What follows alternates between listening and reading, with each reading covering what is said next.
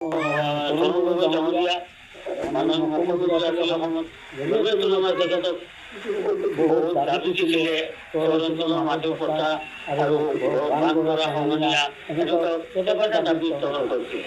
তেওঁ কিন্তু এইবিলাকত মনোযোগ দিয়া নাছিল। শেষত গুৱাহাটী মনোৰাম হাইস্কুলৰ খেলপথাৰৰ যিখন অধিৱেশন হৈছিল ধৰ্মভাৱে ডাঙৰীয়াৰ উপস্থিতিত বাধা হিচাপে ঘোষণা কৰিছিল আৰু তেখেতে কৈছিল ইমান দিনৰ পৰা আপুনি এইবিলাক কাম কৰিব বুলি কৈছিল আপোনাৰ নৰেন্দ্ৰ মোদীয়ে বিভিন্ন সময়ত কিতাপবিলাক কাম কৰা নাই। আজিৰ পৰা ছমাহ পৰ্যন্ত আপোনাৰ দায়িত্ব আপোনাৰ সমাজৰ ভিতৰত এইবিলাক কৰা কৰক, নহ'লে আমি বিৰোধিতা কৰিম। কি নহ'ব ছমাহ উপযোগৰ ভিতৰত যদি কৰা নাই তেতিয়া অকল ৰবীন্দ্ৰনাথ নহয় ৰবীন্দ্ৰনাথ নজৰুল ইসলামী জামাত ইসলামী মুসলিম মুসলমান বহুত